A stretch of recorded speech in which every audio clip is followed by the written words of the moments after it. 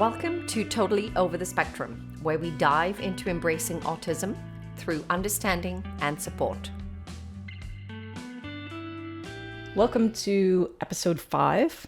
We're going to talk about applied behavior analysis. Controversial subject. Very. Okay. So let's begin with your perspective on it as a person and as a parent. And then I'll jump in from my perspective as an educator and a person who uses the theory to obtain effective learning. Okay. So I always need to start with a definition, right? I need to know what we're dealing with. Okay. So ABA is, in essence, the science of changing behavior. Yep. I'm also going to quickly mention IBI, which is intensive behavioral intervention, because when my kids were diagnosed back in 2010, that's what was offered to me. So ABA is a derivative of IBI. Yes, IBI is intense therapy based on ABA principles. And it's very intensive. There's a lot of hours to put in every week, and it's always in a one-on-one setting. Okay. Right? So I was first offered IBI for Alex and Peter back in 2010. And I looked into it. And then when I went back for my final meeting with the developmental pediatrician and the early interventionist, they said, would you like us to put Peter into IBI? And I said, no, thank you. And I could see the pediatrician smile, and she looked down. And the early interventionist said to me, between us, we don't like it either. Now you have to remember that's quite a few years ago, right? Absolutely. So I know I never looked into it after that, right? Okay. I had this idea of what it was. And the reason I said no was because I have an animal biology degree. And I looked at IBI and I said, that is 100% operant conditioning, which is basically it's dog training. Yep, I Right? would agree with you. So in its infancy, that's what it was. So Absolutely. that's what it was to me in 2010. I looked at that and I said, no, I'm not doing that. That's dehumanizing. I don't think you can compartmentalize a child like that. Like I was all against it, 100% against it, not doing it. And I didn't. And now to give people some background information, we've had off the record, off the camera discussions on this. And pretty much, and I said, we're going to stop right here because we're going to have this discussion as a podcast because I want people to hear our perspectives without the other one knowing where they're coming from. Right. You want it to be authentic. Totally. Yeah. So for this podcast, I went back and I started to see if IBI is even a thing that is still offered. Okay. And there is still a parent handout on the McMaster Children's Hospital website. So, but the handout is dated 2013, but it is still on their website today. And it states, a quotation, IBI might involve some risks. Some children's behavior gets worse during IBI or outside of IBI hours. Some children get upset when therapists put demands on them or try to teach them new skills like sitting in a chair. Okay. I started looking at videos of why people were saying that ABA is horrible, right? Okay. And we now have autistic adults who were given ABA therapy as children. And they're talking about it, saying that it had a detrimental effect on them to the point of them having PTSD from it. And I've looked at old videos of ABA, like very old videos of ABA being implemented, and it is horrific to me how that was implemented. It was a sterile environment. You had a child sitting at a table or at a chair directly across from the person working with them. They were using commands like, do this, and making them do what looks like nonsensical behaviors, like do this, and you'd have to clap your hands or something, right? Now, I as a scientist, I try to look at this without an emotional attachment, right? So I'm trying to think, what are we doing? Why are we doing it? What behaviors are we, like, what is this child learning from this? Why are we doing this, right? So I don't have enough information from that video in order to really answer those questions. because Okay. I don't know the child. I don't know the child's history. I don't know what that person is trying to work on. But I can say that I would never speak to a child, do this. Like, why would I do that? Why? That sounds horrible. Like, I'm not sure what we're accomplishing. I never liked the caveman talk. They tried to sort of do that with Peter over the years. And I'm like, no, I speak to Peter the way I would speak to anyone else. And I know that Peter is non-speaking. So people tend to have this idea that if you are not speaking, you're not smart. Your receptive language is also low. Just because your expressive language is minimal, people automatically assume your receptive language is also at the same level. Just generally speaking, if you have someone who speaks very well, people tend to think that that person is intelligent. Correct. We associate speech with intelligence. Absolutely. And that is not the case. Right? Agreed. That is a complete misconception. Peter knows exactly what I'm saying to him. And I never spoke to him unless I was asking him to do things. I might have to break down my language into smaller components without frills. But it was never do this. Like that.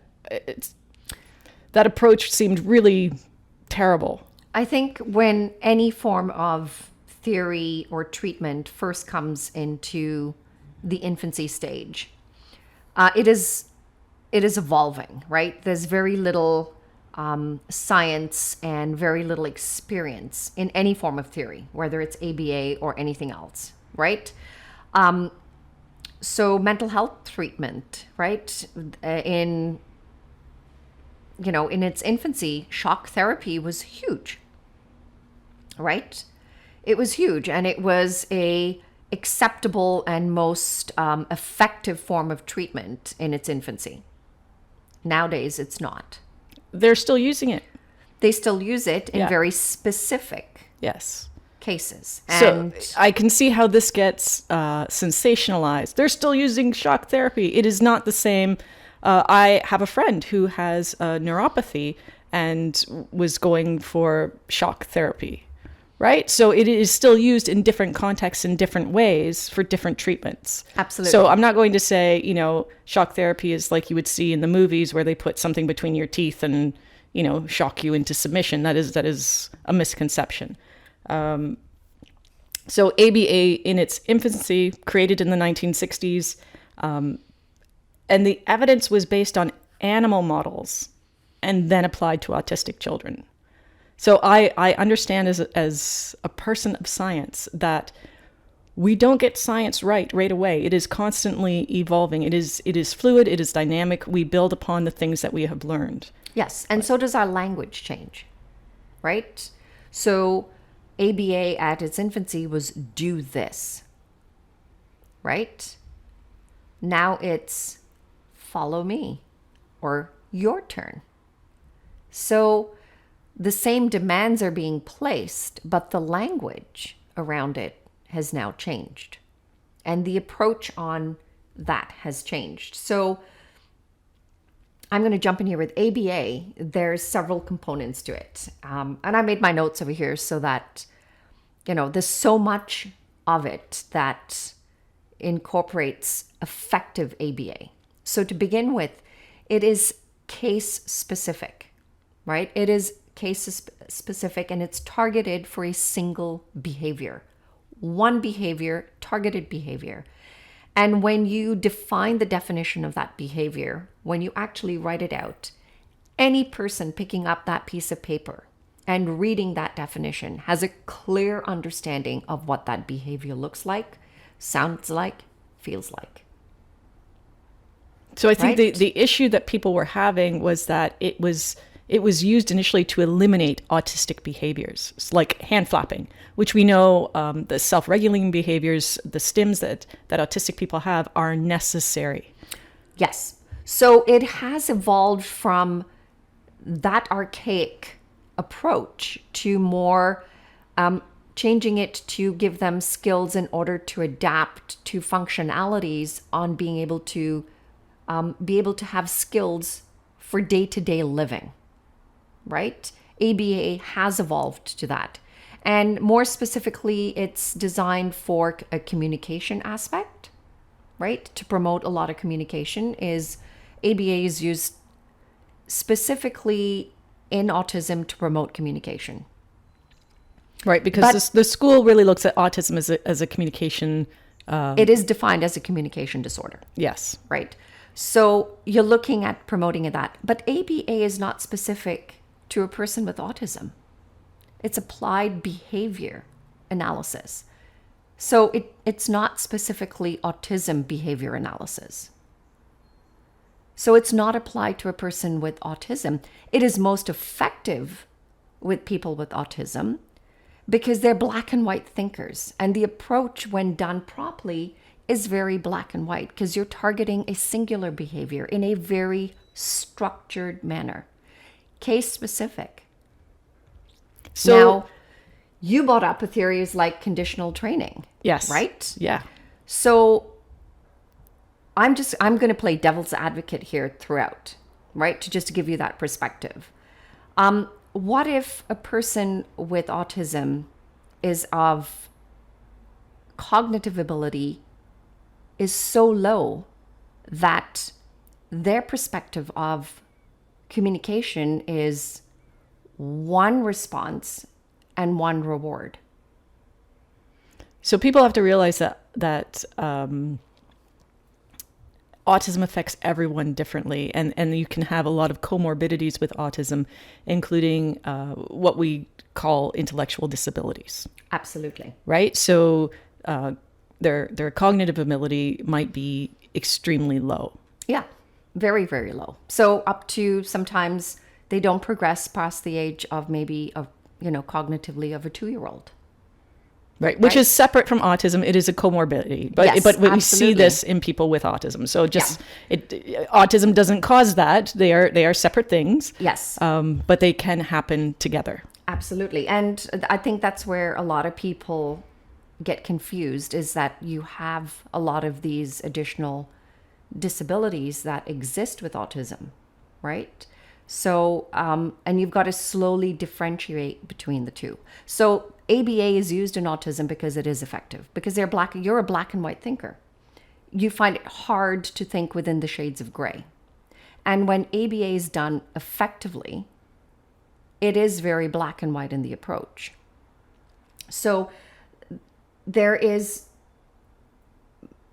the components that a person using ABA is, you have to have clear communication skills, right? Communication skills with the person that you're working with. You have to understand what is an effective avenue of communication for that particular person, right? And it changes with every situation. You could be communicating with that person with autism in one way that day, but that communication has to change to meet their needs on a different day. So that's interesting, because you're saying now that you're taking other things into account besides just that, working on that target behavior. So ABA didn't start that way. No, it didn't start that way. So it has evolved to having effective communication. Critical thinking is crucial. Empathy. A lot of people think that ABA does not have the components of empathy. You have to have a huge amount of empathy when you're working with your students, and equal amount of patience. You have to have that. And the other aspect of it is attention to detail. You have to be able to be focused with attention to detail, right? So one of the components of IBI still exists in ABA. Now, it is done in limited cases, and it is also for people who have a really, really hard time focusing on learning a skill because they are so distracted by the environment around them. Any external factor, is a barrier to their learning. So, discrete trial techniques are still implemented, which is kind of very close to IBI, right? And it is done more in a clinical setting, and it's done in a one-to-one, where you're working with students who are easily distracted or have very low cognitive abilities. and therefore require a lot more prompts, right? They require a lot more physical prompts because the connection between what you're saying and the physical, reaction that is required of like just say picking up an object and placing it in your hand to promote the PEC system. It has to start sometimes at ground level. Well, we have people now getting upset because they don't think that you should be putting your hands on children. So if there is a disconnect with a person between what is said to them, and because they're wired neurologically so different that the messaging between what they hear and they know what they have to do, but that message gets lost to their hand. You've got to start somewhere by saying, okay, I'm asking you to pick this up. First, you model the behavior. Right. You're not just jumping in and saying, I want you to pick this up and grabbing them and making, like, it doesn't have to be so forceful and intrusive. No, it isn't. So when ABA is done in this clinical setting, it's usually with two people. One person sitting across, and you usually model the behavior. You should model the behavior. And then the person behind them becomes an extension of that person who is learning the skill. And you prompt, you provide a physical prompt. So that is the most invasive aspect of ABA, right? So you're basically, and I mean by prompt, you're not forcefully doing this. You're very gently directing the direction of the hand to what you want that communication, the basis of that communication to start as, right? So I'm going to use the PEC system. When you want to start communicating using a PEC system, you have to have the ability to pick up and give you the item that you desire, or a picture of the item that you desire. So, for instance, my student loves apples, right? So, but they want the apple cut. So to begin with, I know I'm just going to place the apple and I want to promote that communication. So I want them to give me the apple, and I'll say, when they give me the apple, then there's an exchange. There's a communicative exchange happening over there.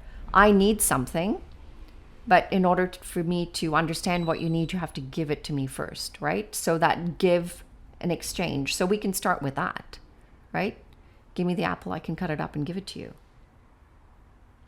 Right. So PECs are a picture exchange communication system. Yeah.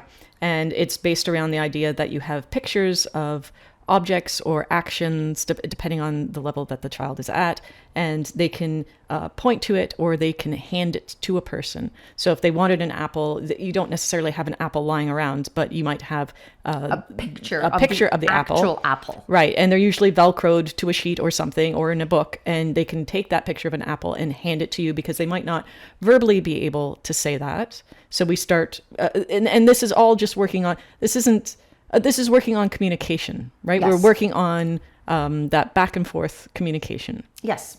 So we're starting off with that. So we take the picture of the actual object. And so if I know the student wants that, and it's usually their preferred item. We usually start with the most preferred item because it is the highest level of motivation for them to want to communicate with you. Right? So the big issue there was when it was first implemented, they would find out what that preferred item was and they would take it away from them. And they would never be allowed to have it except in their ABA setting. They would provide limited access to it in order to promote the communication. And people are like, well, that's barbaric. So you got to, yes, in its essence it is, but we do that with our kids on a daily basis. Explain. Okay?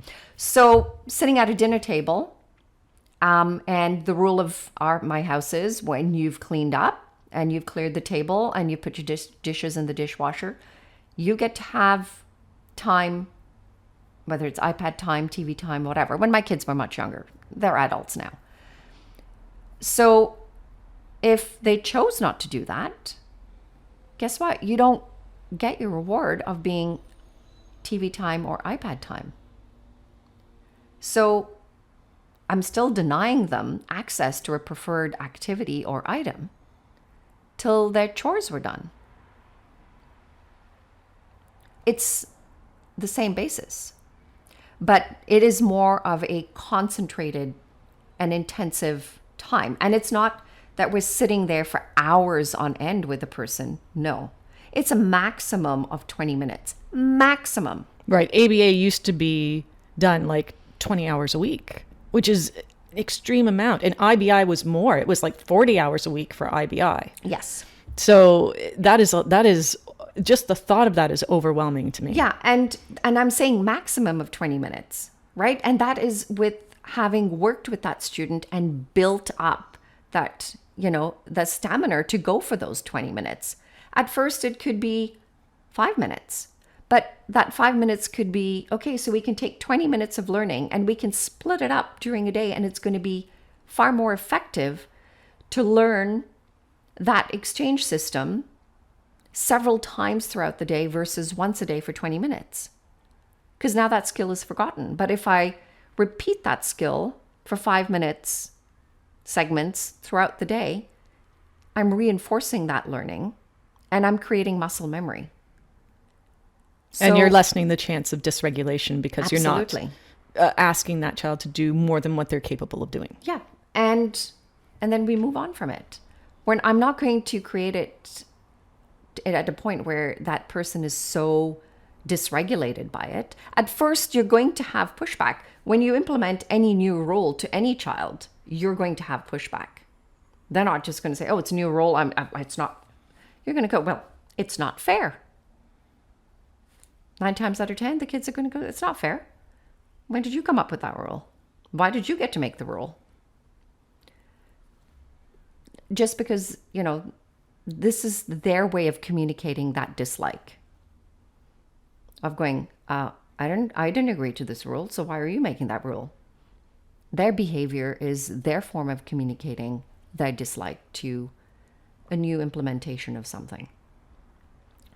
You just got to look at it from a different perspective and put different language onto it. Right. And looking back at these old videos of ABA, they were literally like forcing food as a reward into the kid's mouth. And it was just so disgusting to watch. Like it really looked dehumanizing, right? Absolutely. Like in infancy, I agree with you. It was like, oh my God, we did that?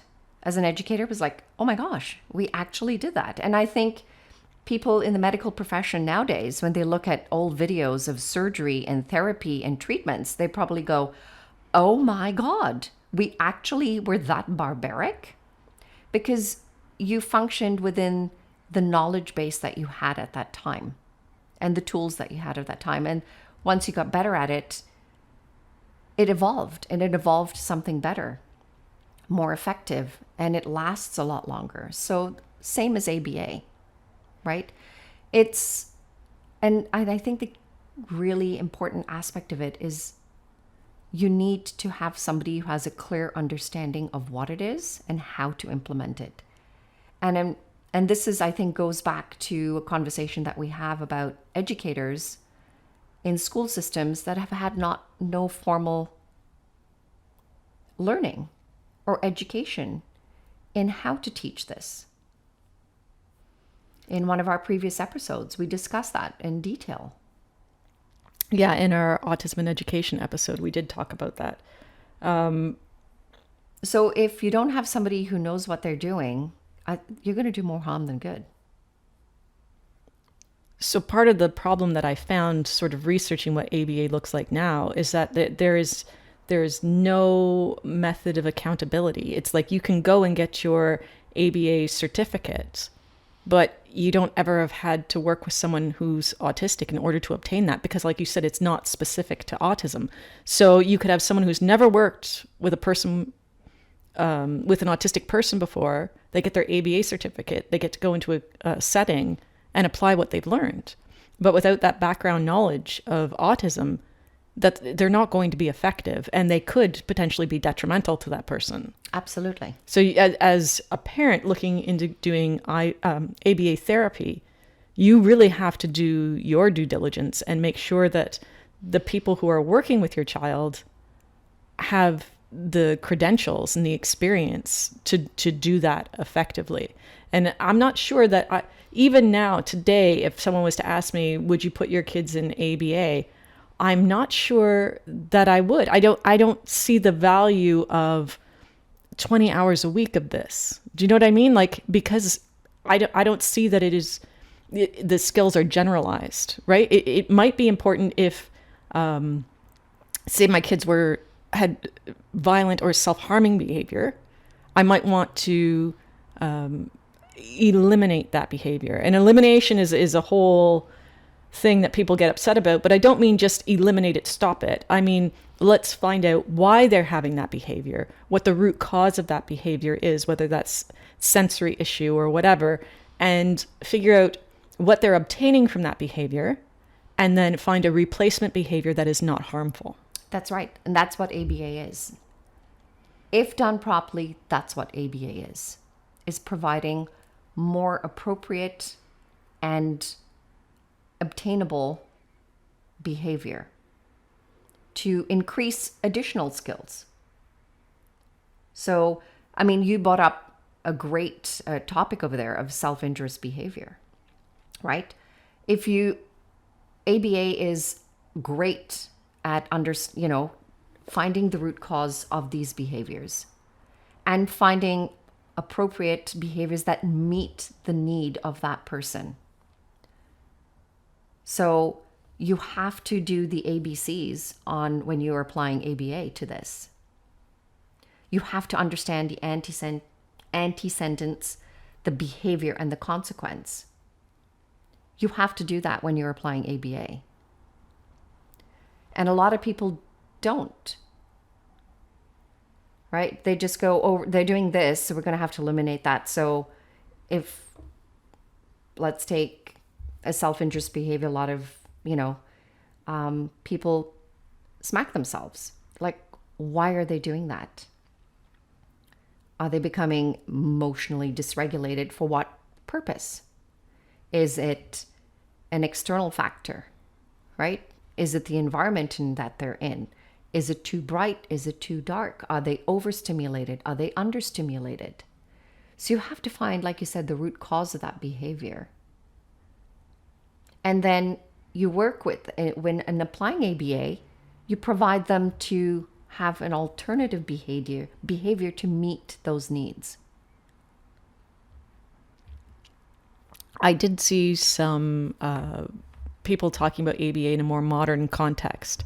And they were saying that before they implement anything, they do what they call a functional behavior assessment. Yes. So they're collecting data to find out what the individual is getting from that behavior that they're trying to target. Yep.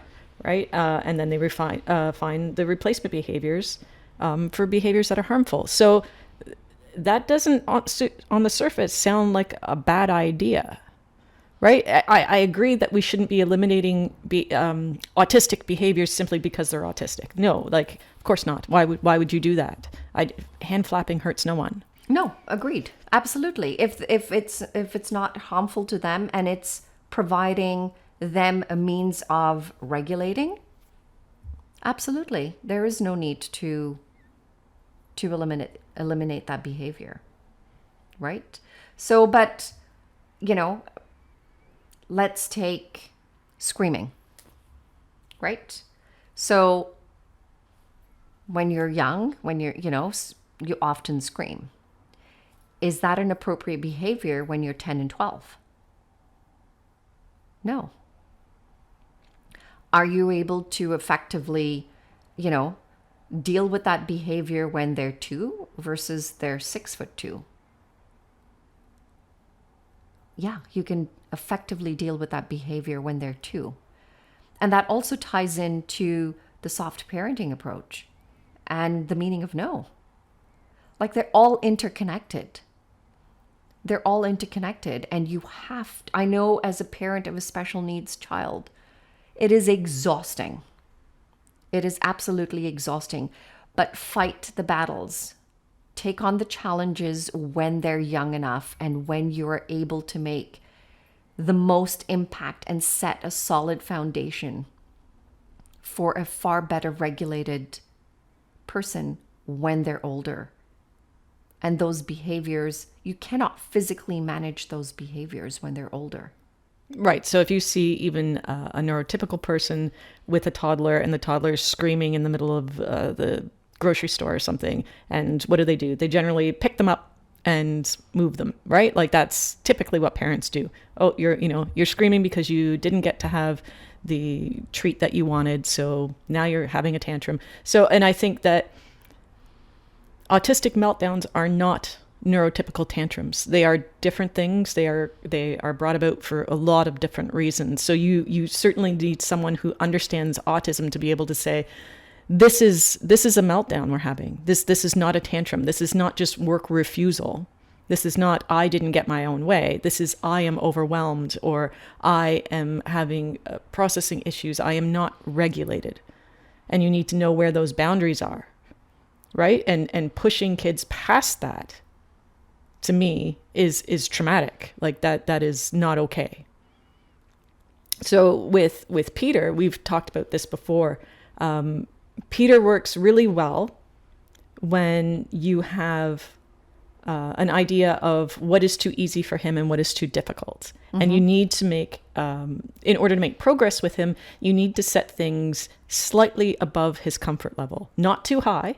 No. And certainly not too low. He will become bored or he will become very frustrated because he'll be bored if it's below him, and he will become extremely frustrated and self-injurious if it is too far beyond his capability. So you need to push just that little bit. And I think Temple Grandin describes that as stretching.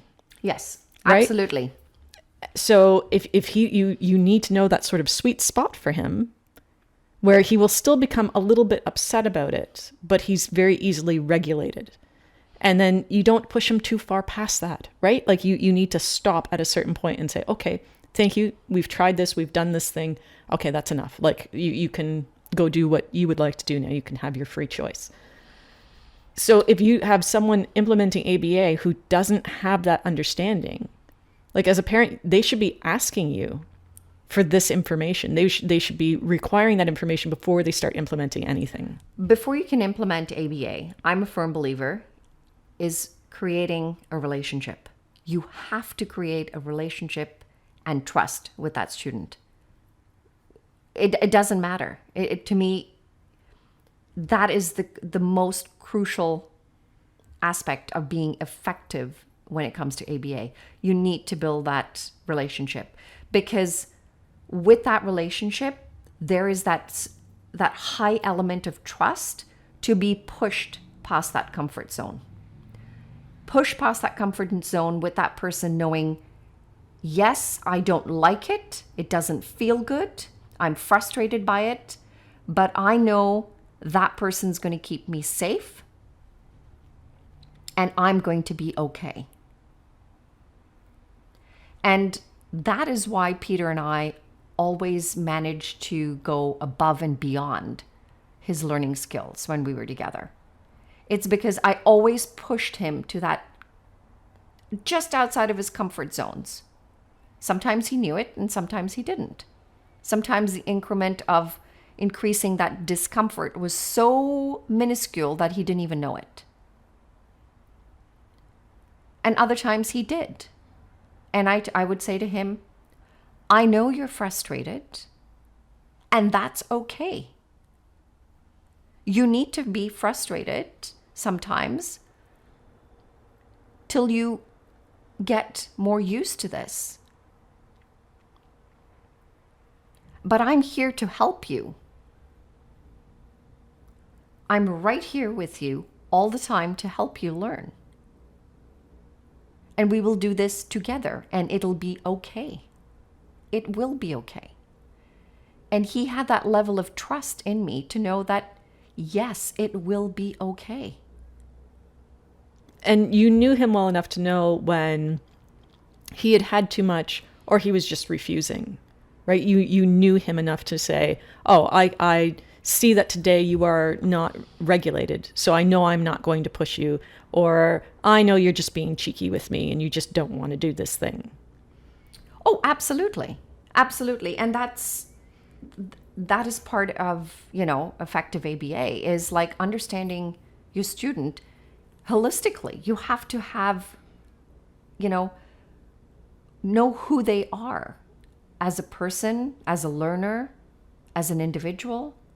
You have to, I'm constantly, monitoring their physical response to things, right? I'm constantly watching his eye movement, his body movement. If I see any bit of tension, I know what is a healthy tension and what is not. And that is the attention to detail for ABA, that is crucial. You're constantly monitoring. Right. It no longer happens in a vacuum, No, right? it does not. There are situations in which, like I said,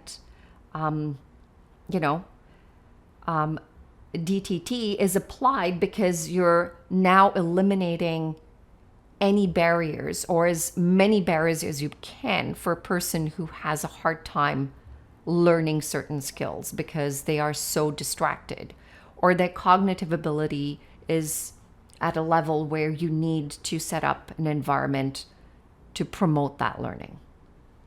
So what about this idea of positive reinforcement? We do that with our kids anyway.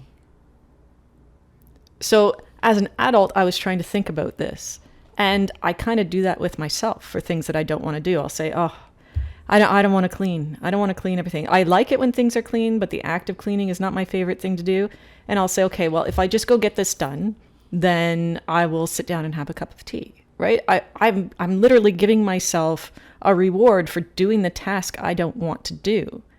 And I don't know if that's something that other people do, or that's just something that I do, because there's a whole topic of autistic inertia where it's very hard to get started on a non-preferred task, right? So I set up my environment so that I'll say, okay, yeah, I don't want to do it, but I will have something positive at the end of it. And I started thinking, no, I think other people do this too, because they might say, I've had a hard day at work, I'm going to treat myself.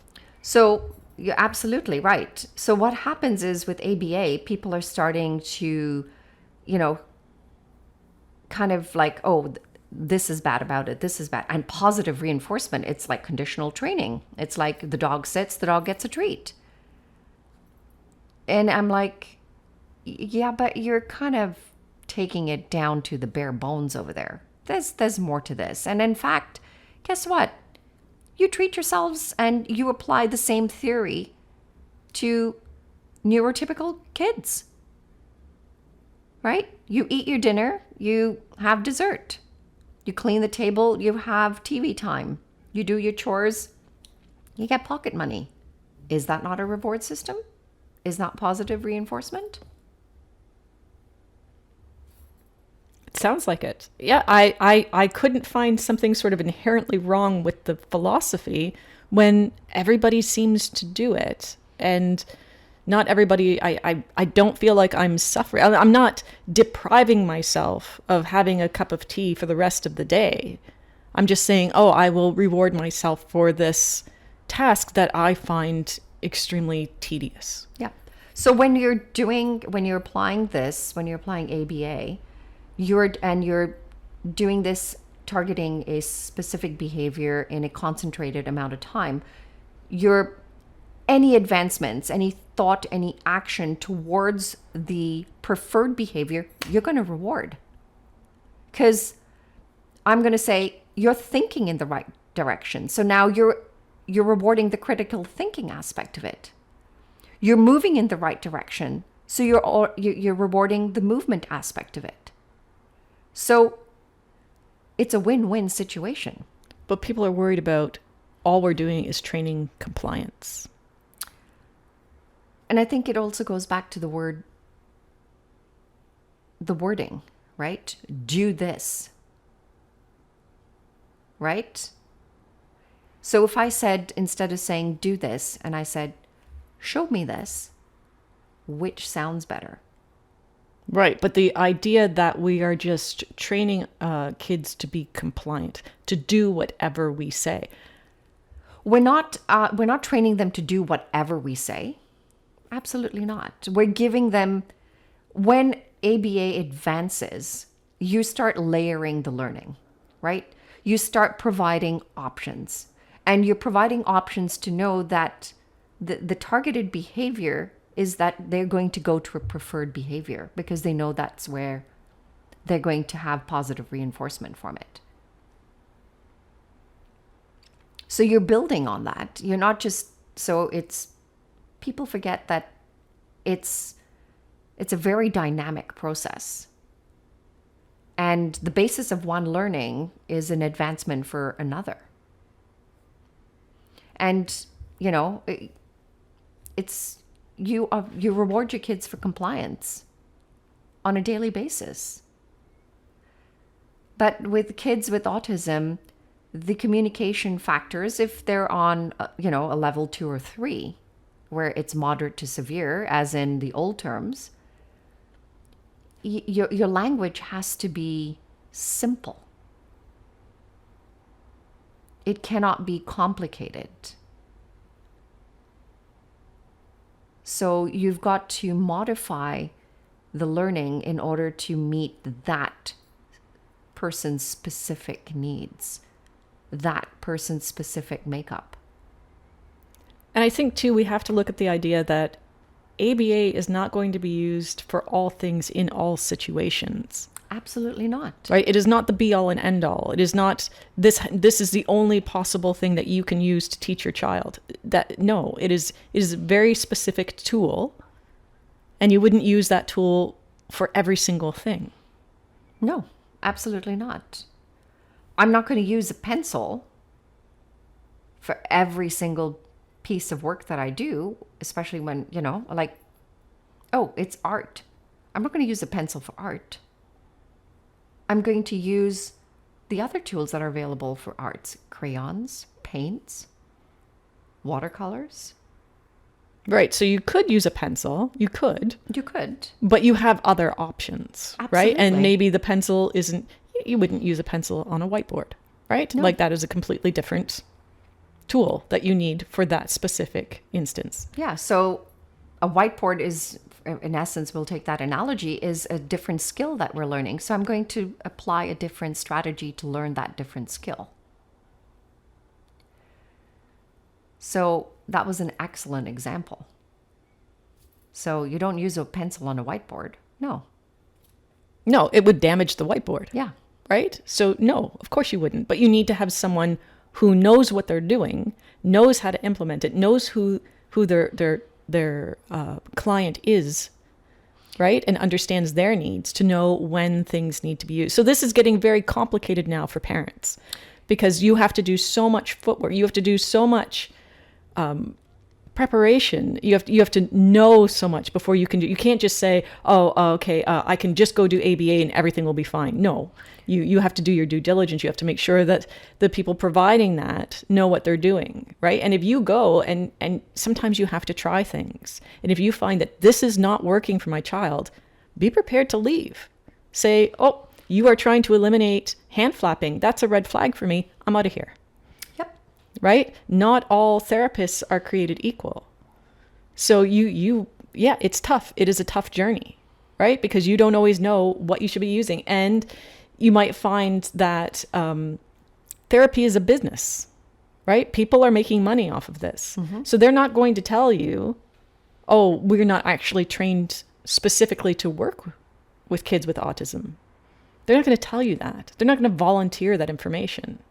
And they might say things like, oh, yeah, your child was upset after our session. Well, you need to trust the process, right? If you want to have success with your child, you need to trust us. We know what we're doing. Oh, huge red flag for me. No, thank you. Yeah, and I think you brought up a good point. Yeah, your child was, I think honesty is crucial, right? So when I work with a student, and I've said this to you in the past, I will always give you the truth. And I've always said to you, Peter didn't have the best day today, But that's okay because we did a lot more learning today, right? We didn't, and learning is not academics. And I learned something new about him today. So, so when somebody in ABA comes to you and says, your child was upset today, and these are the reasons why I believe that they were upset, and maybe our learning curve was pushed a little bit beyond our comfort zones, but not to the point where it was, detrimental to them. So let me give people an example of that. When you first started working with Peter, I would send him to school with an apple, and the apple was whole. It was untouched. And the first day you had him, you went and you cut up his apple. Yes. And he cried. He did. Right? And you went, oh, why is he crying? And then you figured out, oh, I cut his apple and he didn't want it to be cut. He wanted it to have it in its entirety. Yes. So you came to me and you said, oh my goodness, I'm so sorry. Peter cried today because I cut up his apple. And it never occurred to me, sending an apple to school, that anyone would cut it to begin with, because up until he was in a life skills class, if I had sent him with his lunch, it was simply just given to him and he ate it, right? It never occurred to me that someone would actually take that other step of slicing his apple. Yep. Right? So it's not that you intentionally set up to do anything. And I was appreciative that you came to me and said, Peter was sad today. He cried because I did this thing because I didn't know. And it's okay. As an educator, you're not going to know. This is not your child. You are not with this person 24/7. You do not birth them. You did not raise them. You're coming into the picture partway into their life, and you're going to be just a small part of that picture. So being transparent and having effective communication is crucial to ABA. Not only with your student, but also with the parent, because they are the ones that can give you the biggest insight to who they are. So ABA is communication, empathy, attention to detail, all play, modeling and relationship building are key components to effective ABA. And somebody who is trained, not only in ABA, but also especially with autism, has had a training and background in autism.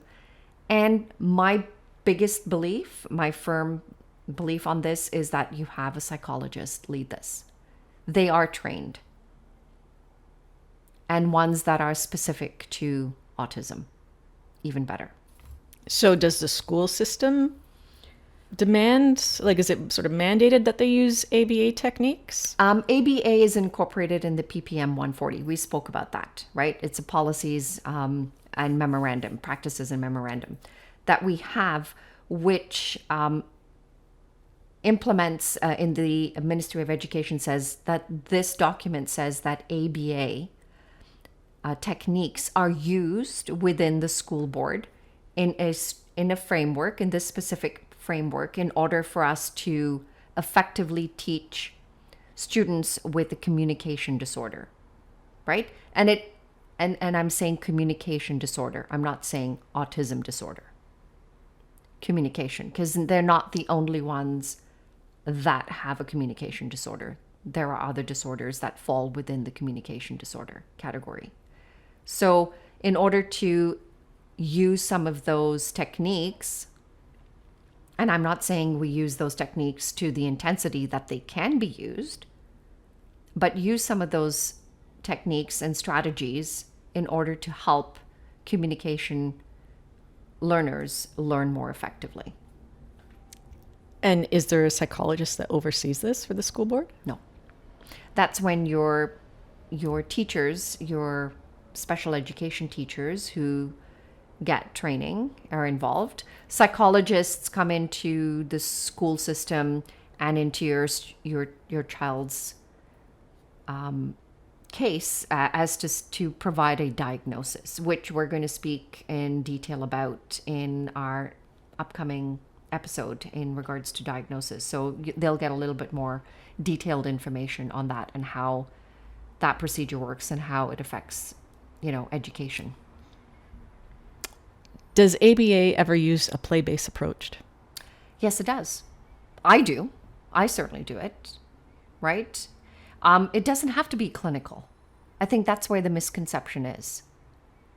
People think that it is a clinical approach. In its infancy, it most certainly was. I'm not going to deny that or dispute that.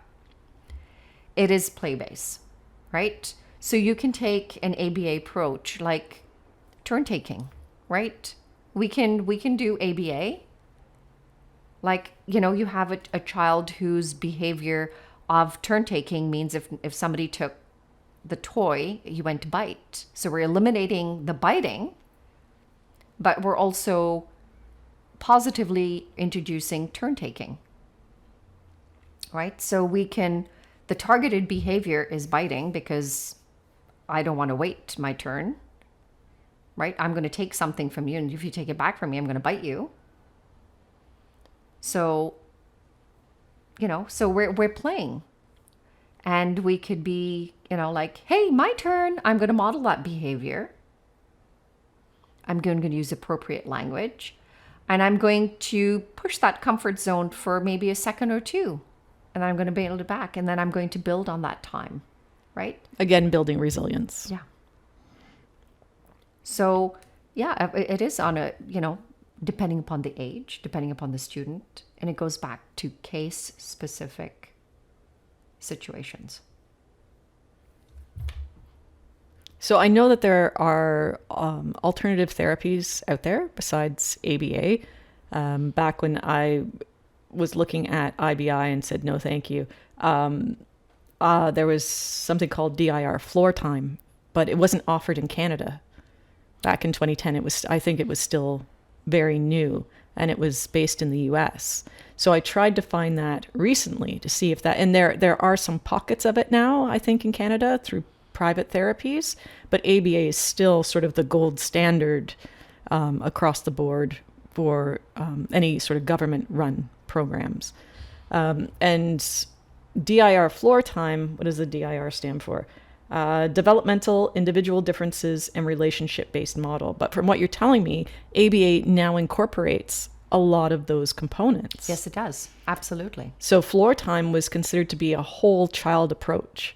But what you're telling me is that's now being, if ABA is done correctly, which we now know that there is no sort of governing body to see that ABA is implemented correctly. You have governing bodies to see that it's being implemented correctly in a clinical setting. Yes. Because they, as a psychiatrist, a psychologist, as an ABA therapist in a clinical setting, you're accountable. Yes. But that doesn't mean you're getting a good clinic. It doesn't mean that the people implementing this are not implementing it in a sort of modern way. Yeah. So you're going to, once again, you have to do your due diligence and see, investigate who the clinics, what their approach is, ask them to sit in and watch on how they interact, if possible, how they do that. Ask for a trial, ask for one free session and see how that goes. Do you find it reasonable that there would be a time when a parent was not allowed into the therapy session?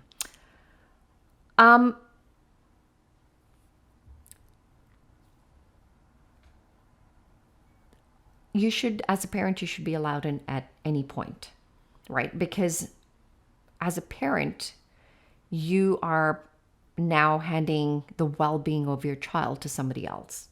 To begin with, I would encourage a parent to be there, because you also have to learn to mirror what I'm doing to achieve this learning, to make sure that everybody's on the same page.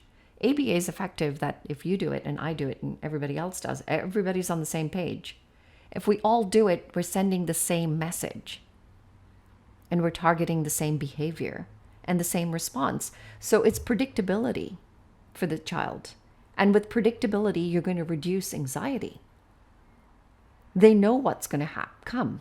So when they know it, right, and they're going to be positively reinforced for the appropriate behavior, they're more likely to provide you with the appropriate behavior.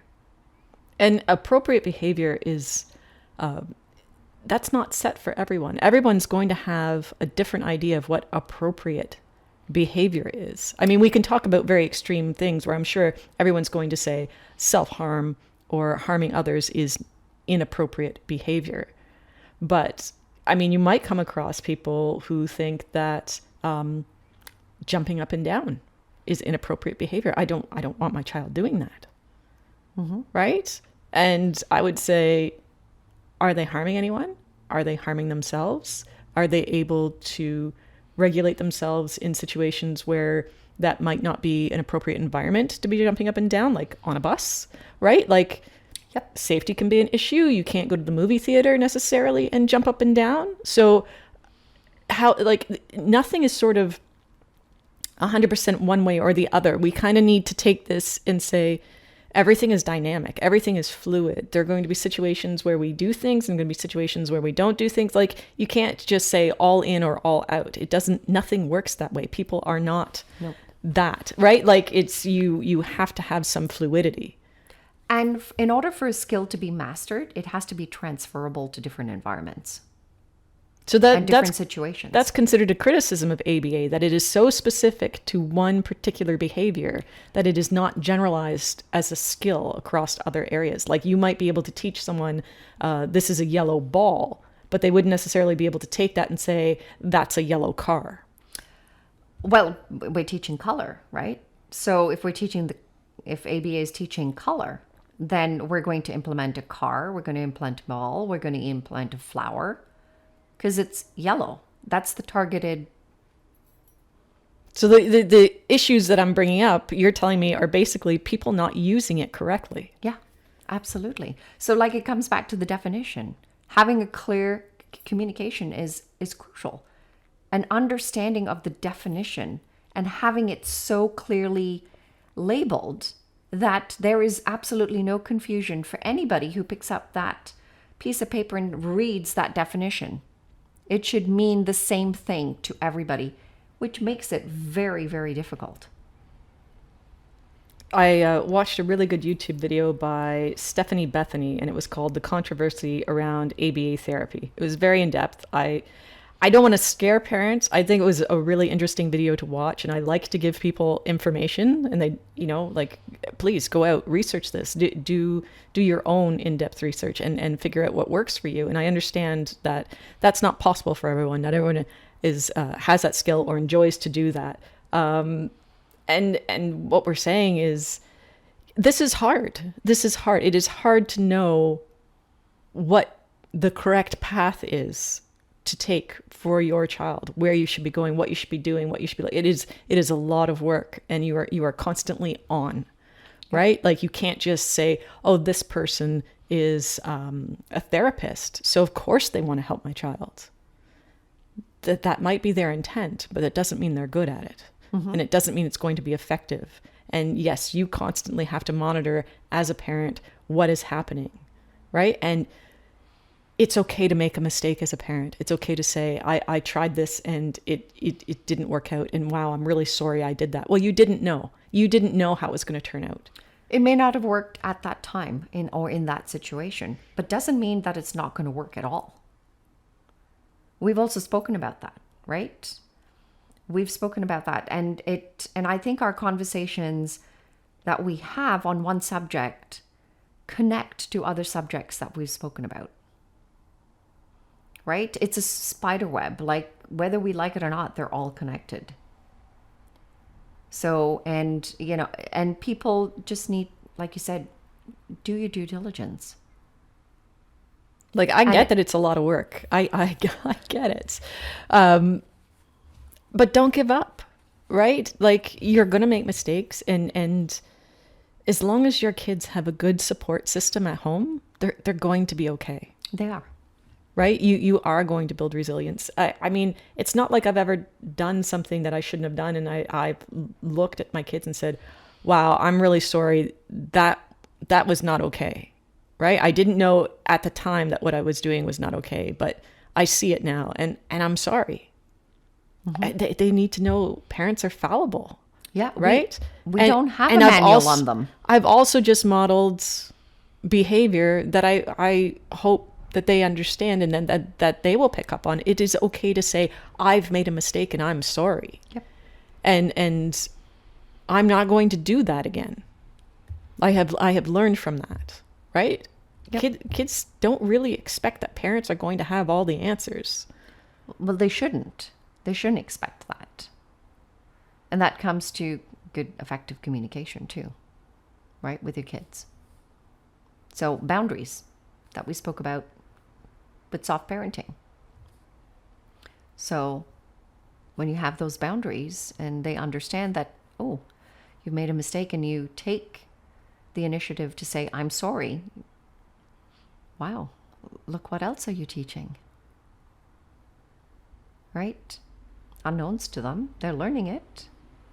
Like, I've come across videos where parents are like, wow, I put my kid into ABA and I really regret it. And I think that it was detrimental to them, and all of these things. And that, so what you're saying is, yes, ABA can be detrimental. It can be, because not everybody implements it in the correct way, but it could also be very helpful for other people. And other people do have good experiences using it, but it is not the be all and end all.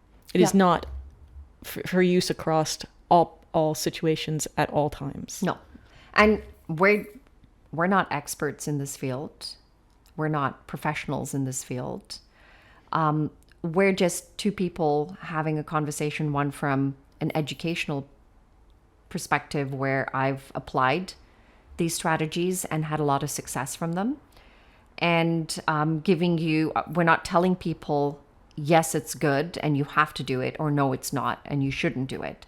We're just here providing the information so that people can make informed decisions based on their child's needs and who they find that fits well with their child. Yeah, we're not sensationalizing the information so that we get more likes, right? Like that is not the intent. The intent really is to say there are two sides to this and there are different perspectives to this. And somewhere there is a balance and a middle ground. Absolutely. Right? So you have to find what works for you, what works for your family, what works for your child, all of those things. Absolutely.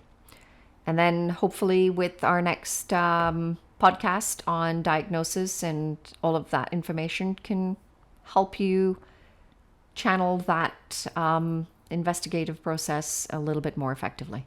Yep. We hope to see you in the next one. Thanks for tuning in. If you know someone who might find this episode helpful, feel free to share. Also, check out our website and socials linked in the description.